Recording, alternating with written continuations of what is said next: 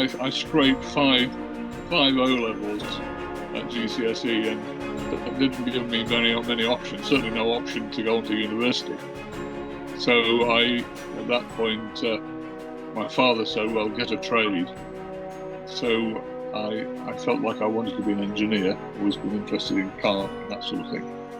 And so I got myself into the Ministry of Defence as an apprentice. I didn't know it was the MOD at the time.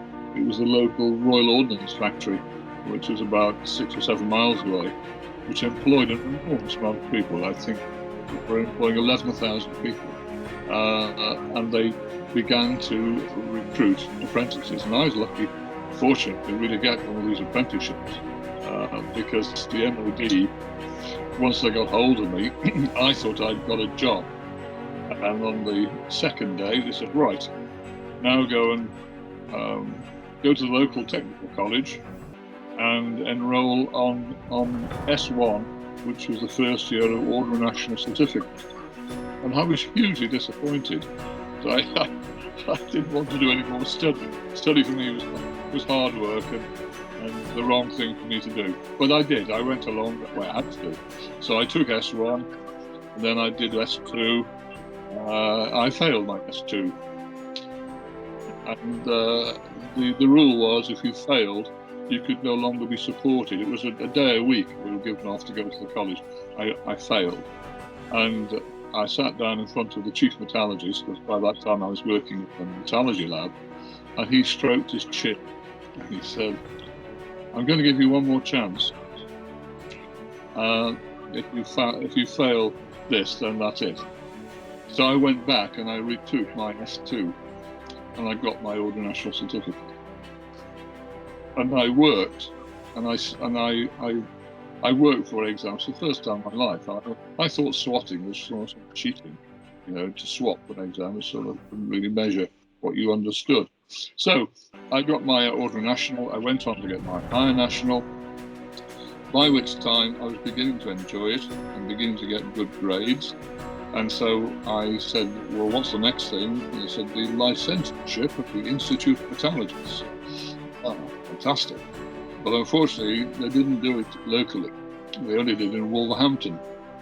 So I could do it full time in Wolverhampton in 9 months. The factory director said, I'm going to ask you to change your job and to become the production director, or the production manager. And so I moved from, if you like, a technical scientific career into line management. I didn't realise the step I was making, but suddenly I had 60 odd people working for me, and suddenly I found that my PhD helped me with the technical side of the job, but I had all the responsibility of a line manager, and I was completely out of my depth. I had accountants telling me what to do. I had HR people telling me what to do.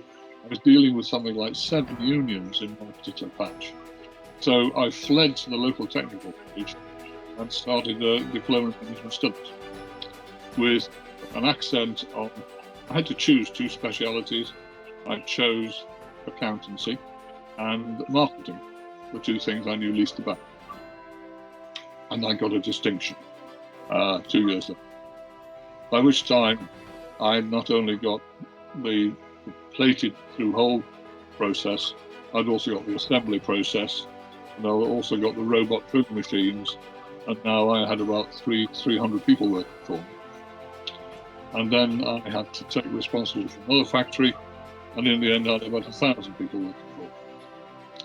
And then all things started to go wrong with ICL. They thought the future was in mainframes, and I've been going to the States and seeing these things called personal computers. And I kept on asking the question, why are we not making personal computers?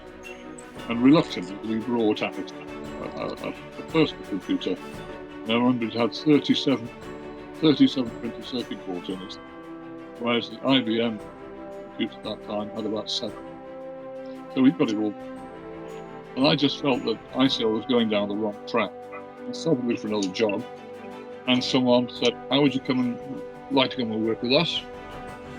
And it was one of the other thing that happened was they decided to build another factory to duplicate what we did at Kids Road. And as I was asked to sit on the working party, and as I looked into what their calculations were, I thought there was a tremendous error. They were assuming that the square footage of printed circuit boards would go up in a straight line, whereas I was noticing in the assembly part of my responsibility that memory boards that used to have a 1K chip times 60 were now having an 8K chip times 60. And there were talks of a 16K, 60K, and even a 64K chip. And I thought, well, that means instead of 64 boards, you just need one. So the interconnect is going into the chip, not into the printed circuit. So I sort of published a minority report saying, I'm sorry, I don't think we need this second factory. I got into terrible problems. All sorts of people came down to me. Even a site had been booked just outside Manchester. I even had representations from councillors saying, you realise you would cost Manchester Corporation £1 million a year by not building a factory in rates. I got union people saying, you realise this new factory will create 300 jobs. You're taking the bread out of our children's mouths. And anyway, I decided that I was going to leave, and then they decided it was going to take longer to build this factory than they thought. So I was the one who was standing on the soapbox. I started to work in 1956 as a 16-year-old apprentice.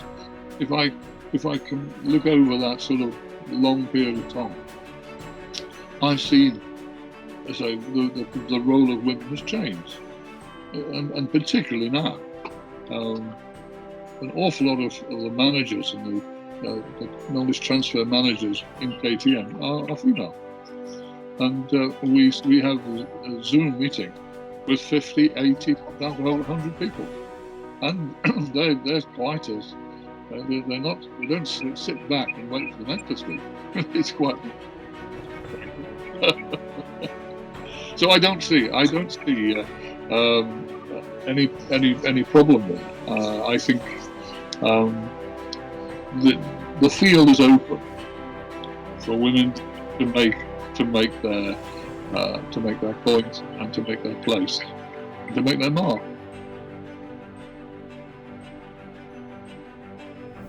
I have seen dozens, quite frankly, of amazing women who've done amazing. I've always been gobsmacked at the quality of the female associates and their commitment and their grasp of their subject. Yes, I think in any business, if you are shown to be an achiever and shown to be successful, people will respect that.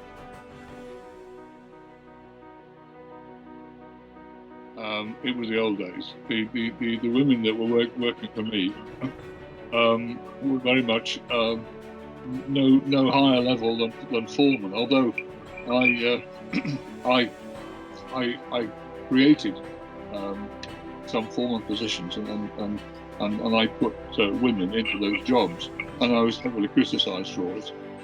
Later on, when I was managing a company as managing director, I chose a woman to be the sales director and got hugely criticised for it. But she, was amazing. She was multilingual. She was Scottish, but she spoke fluent French, and we were doing work in France at the time.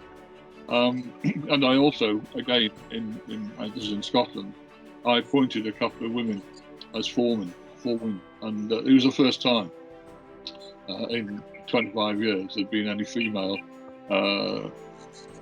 sort of half qualified engineers, if you like, at that level.